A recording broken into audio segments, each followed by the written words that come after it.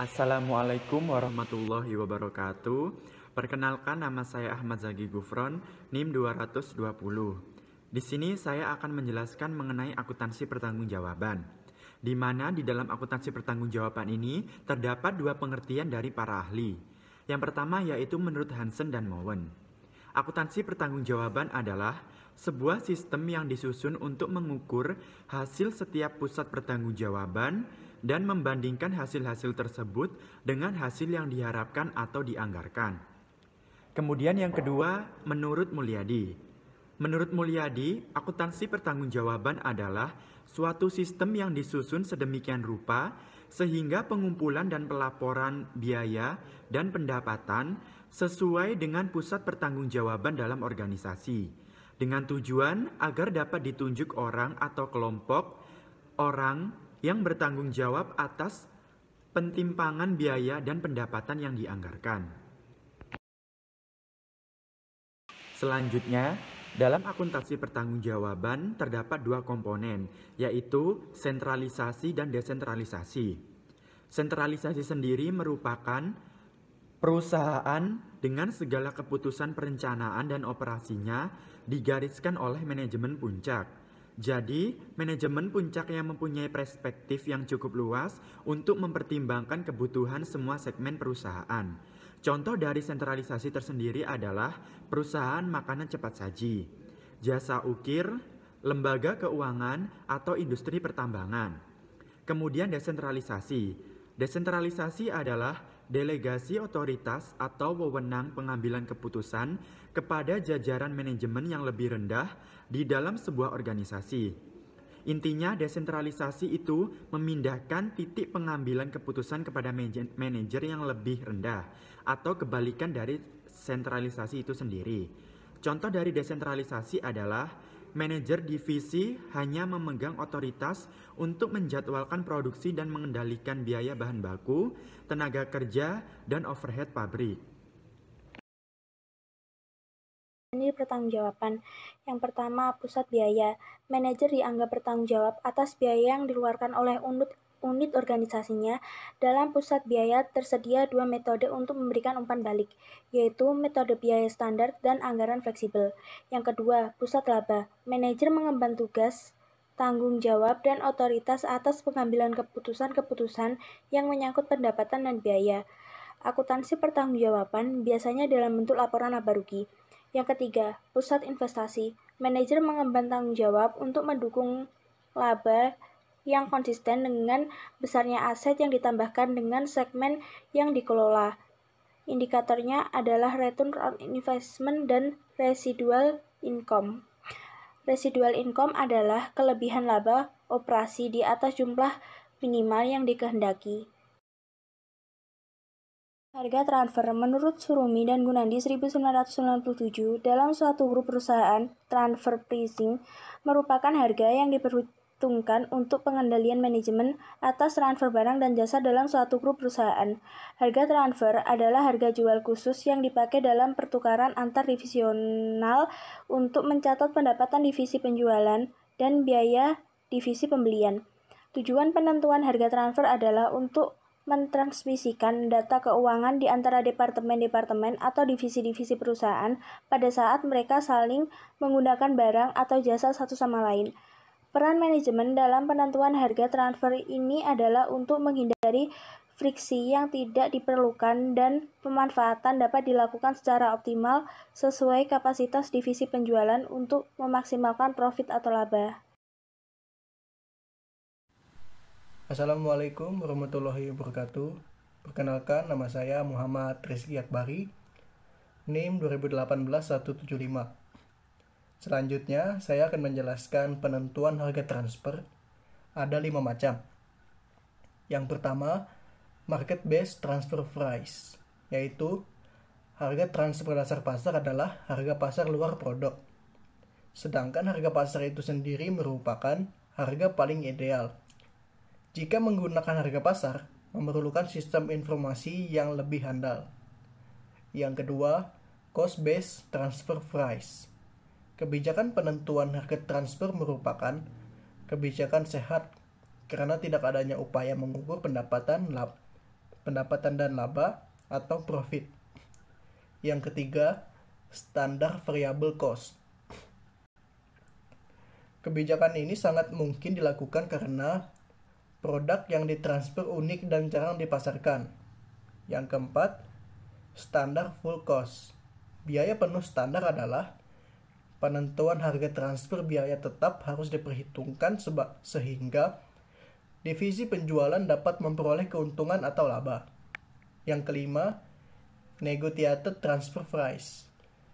Harga transfer negosiasi merupakan hasil negosiasi dua divisi dan tidak lebih rendah dari biaya variabelnya.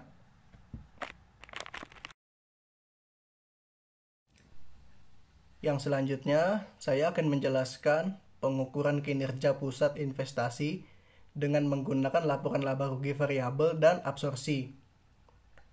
Di sini ada dua macam metode perhitungan laba yang telah dikembangkan, yaitu berdasarkan perhitungan biaya variabel dan yang lainnya berdasarkan perhitungan biaya penuh atau absorpsi. Yang A, perhitungan biaya variabel juga disebut dengan perhitungan biaya langsung, hanya membebankan biaya manufaktur variabel ke produk.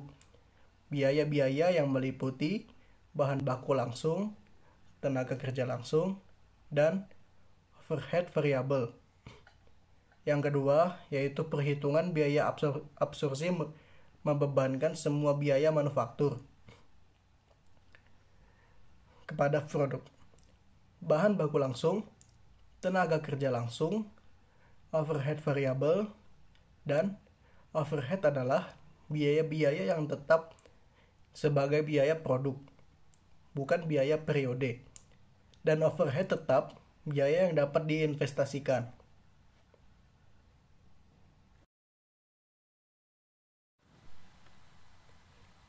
Yang selanjutnya, saya akan menjelaskan laporan laba rugi menggunakan biaya variabel dan biaya absorpsi. Karena biaya pokok per unit merupakan dasar bagi perhitungan harga pokok penjualan, metode perhitungan biaya pokok variabel dan absorpsi dapat mengakibatkan laba bersih yang berbeda. Perbedaan tersebut terjadi karena jumlah overhead tetap diakui sebagai beban pada kedua metode tersebut. Sekian dari saya. Wassalamualaikum warahmatullahi wabarakatuh.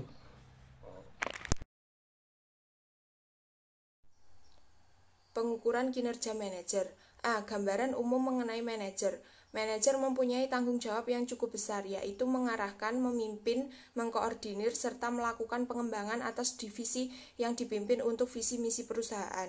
B. Penilaian kinerja manajer dan karyawan cukup berbeda, mengingat tanggung jawab dan skop pekerjaannya pun berbeda. C. Cara mengukur kinerja manajerial, yaitu untuk memudahkan penilaian kinerja manajer, perusahaan dapat menggunakan sistem pengukuran kerja dari Linov HR yang mampu memproses kinerja semua manajer dalam satu sistem terpusat.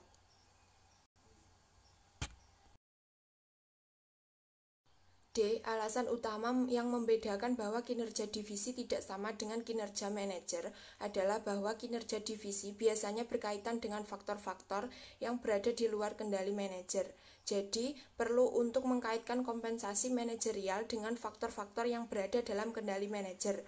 E. Melihat alasan tersebut, maka perlu disusun satu sistem pembayaran insentif yang terstruktur dengan baik dan mampu membantu upaya-upaya menciptakan kesesuaian tujuan antara manajer dan pemilik. F. Tujuan kompensasi manajemen biasanya meliputi berbagai insentif yang berkaitan dengan kinerja. Beberapa bentuk penghargaan manajerial adalah 1. Kompensasi kas. Kompensasi ini meliputi gaji dan bonus. 2. Opsi saham, yaitu suatu hak untuk membeli sejumlah tertentu saham perusahaan dengan harga tertentu. 3. Kompensasi berdasarkan laba. 4. Kompensasi non-kas. Hai semuanya, perkenalkan nama saya Walita Risita. Di sini saya akan menjelaskan analisis kasus yang pertama, yaitu metode harga pasar. Jadi, harga pasar adalah harga produk, barang atau jasa yang terjadi di pasar eksternal sebagai hasil akhir dari proses tawar-menawar seluruh pelaku pasar, baik produsen dan konsumen. Jika pasar tersebut adalah pasar persaingan sempurna atau perfectly kompetitif, maka harga pasar sangat tepat menjadi harga transfer, yakni besarnya harga transfer adalah sama dengan harga pasar eksternal itu. Harga pasar adalah sesuai dengan konsep opportunity cost bagi divisi penjual, dalam arti bahwa divisi penjual akan menderita kehilangan kesempatan untuk memperoleh revenue sebesar harga pasar dikalikan dengan unit produk yang dijual jika harga transfernya tidak sebesar harga pasar itu. Kebijakan harga pasar dengan demikian mendasarkan pada teori bahwa harga pasar menuntun para manajer untuk mengoptimalkan kinerjanya masing-masing dan secara simulan mengoptimalkan kinerja perusahaan sebagai satu kesatuan. Jadi, harga pasar dianggap dapat menciptakan goal congruence, yakni keputusan manajer divisi untuk mencapai tujuan pribadi, dan divisinya juga dapat mencapai tujuan perusahaan secara keseluruhan. Sebagai ilustrasi, contoh kasus berikut sangat berguna untuk menjelaskan bahwa harga pasar dapat menciptakan goal congruence. Nah, di sini saya akan menjelaskan contoh kasusnya. Jadi, dalam sebuah perusahaan menjual roda yang diproduksi oleh divisi A dan menjual sepeda yang diproduksi oleh divisi B. Divisi A memproduksi roda yang dapat dijual ke pasar eksternal dengan harga 100.000, kos produksi variabel dan relevan adalah 60.000. Sedangkan kos lain yang bersifat tetap dapat dianggap tidak relevan dalam jangka pendek. Jadi, margin kontribusi roda yang relevan untuk pengambilan keputusan manajer divisi A adalah 40.000. Divisi B membutuhkan roda sebagai salah satu komponen produknya yang bernama sepeda. Divisi B tidak mempunyai kemampuan untuk memproduksi sendiri roda dan selama ini membelinya dari pasar eksternal dengan harga 100.000. Jika kebijakan harga transfer perusahaan adalah harga pasar, berapakah harga transfer roda? Jika terjadi transfer, berapakah dampaknya ke laba divisi A, laba divisi B, dan laba perusahaan? Jika tidak terjadi transfer, berapakah dampaknya ke laba masing-masing divisi dan laba perusahaan? Hai, perkenalkan saya Fiona. Di sini saya akan membahas analisis dalam metode yang pertama, yaitu metode harga pasar. Analisis yang pertama yaitu jika terjadi transfer internal, maka hasil analisisnya adalah yang pertama, harga transfer yang digunakan sebesar Rp100.000 sesuai dengan kebijakan perusahaan. Yang kedua, dalam analisis ini tidak ada keuntungan maupun kerugian yang didapatkan oleh divisi A, karena divisi A tetap bisa mempertahankan margin kontribusinya sebesar Rp40.000, dan hal itu berarti tidak ada keterkaitan antara harga transfer dengan laba divisi A. Yang ketiga, divisi B tetap bisa mempertahankan kos produk antaranya sebesar Rp100.000, yang berarti divisi B tidak diuntungkan dan juga tidak dirugikan. Dan tidak ada keterkaitan antara harga transfer dengan laba divisi B. Yang keempat, out of pocket sebesar Rp100.000 yang dikeluarkan divisi B untuk membeli roda dari divisi A akan diterima kembali seutuhnya oleh divisi A.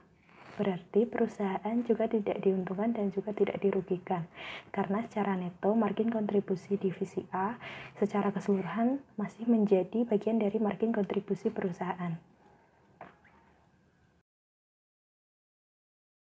Analisis yang kedua adalah jika tidak terjadi transfer internal dan divisi A menjual roda ke pasar eksternal, kemudian divisi B juga membeli roda dari pasar eksternal. Analisis yang pertama adalah divisi A tetap bisa mempertahankan margin kontribusinya sebesar Rp40.000, yang berarti tidak diuntungkan dan juga tidak dirugikan, dan tidak ada pengaruhnya dengan laba divisi A. Yang kedua, divisi B juga tidak diuntungkan dan juga tidak dirugikan, karena divisi B tetap bisa mempertahankan kos produknya sebesar Rp100.000, dan hal itu juga berarti tidak ada pengaruhnya dengan laba divisi B. Yang ketiga, perusahaan mengeluarkan out of pocket-nya sebesar Rp100.000 untuk membeli dari pasar eksternal, dan secara bersamaan perusahaan mendapatkan hasil penjualan roda ke pasar eksternal sebesar Rp100.000. Secara neto, out of pocket cost perusahaan sebesar Rp0, tetapi perusahaan masih memperoleh margin kontribusi sebesar Rp40.000 yang berasal dari margin kontribusi divisi A. Hal ini berarti laba perusahaan tidak terpengaruh dengan tidak adanya transfer internal.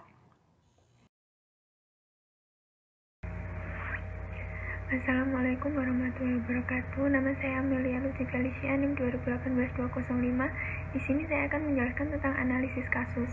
Metode harga transfer negosiasi. Dalam realita, pasar persaingan sempurna hampir tidak ada. Dalam banyak hal, produsen dapat mengambil tindakan yang mempengaruhi harga pasar. Misalnya produk yang dijual perusahaan, dalam hal ini divisi penjual, sedemikian besarnya sehingga menurunkan harga pasar. Inilah contoh ketidaksempurnaan pasar. Contoh lainnya adalah bila terdapat biaya penjualan atau biaya distribusi. Kalau ada ketidaksempurnaan pasar, maka harga pasar tidak cocok sebagai harga transfer. Dalam kasus seperti ini, harga transfer negosiasi merupakan alternatif praktis. Konsep opportunity cost juga dapat menjelaskan harga negosiasi ini. Hasil negosiasi harus mempertimbangkan opportunity cost yang dihadapi masing-masing divisi. Dari sudut perusahaan, harga transfer negosiasi seharusnya disetujui hanya jika opportunity cost divisi penjual lebih kecil daripada divisi pembeli. Contoh kasus berikut memudahkan tentang harga transfer negosiasi.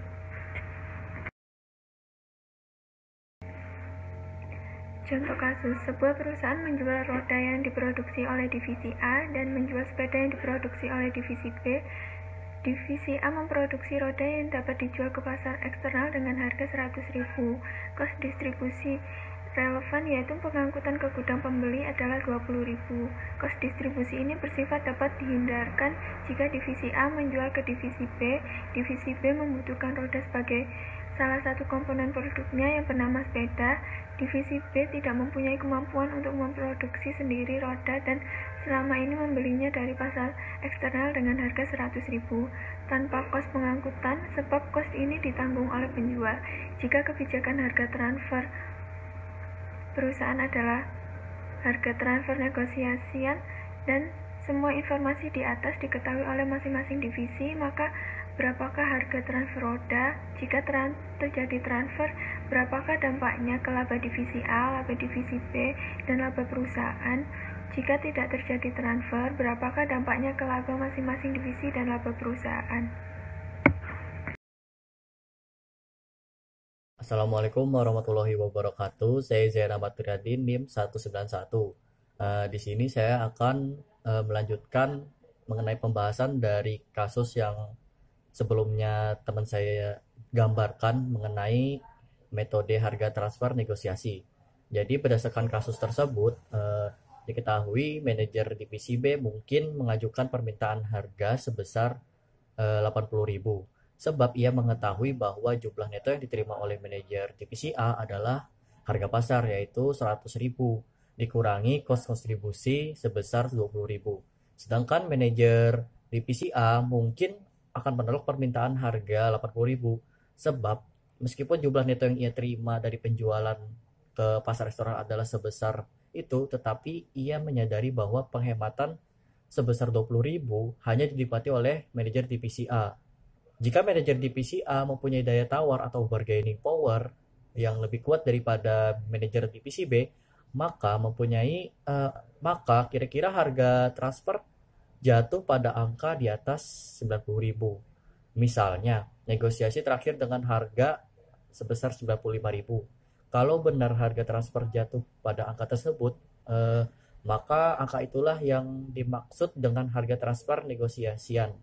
Jika transfer internal dengan harga 95.000 tersebut, maka yang pertama, divisi A akan memperoleh incremental profit sebesar 15.000, yakni penghematan kos distribusi sebesar 20.000 dikurangi dengan 5.000 rupiah, yakni selisih antara harga pasar eksternal dan harga transfer negosiasian.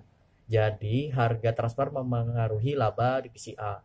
Dan yang kedua, divisi B akan memperoleh incremental profit sebesar 20.000, yakni berasal dari penghematan kos distribusi divisi B. Jumlah ini secara mudah merupakan penjumlahan antara incremental profit yang diperoleh oleh divisi A yaitu sebesar 15.000 rupiah dan incremental profit yang diperoleh oleh divisi B yaitu sebesar 5.000 rupiah. Jadi harga transfer mempengaruhi laba perusahaan.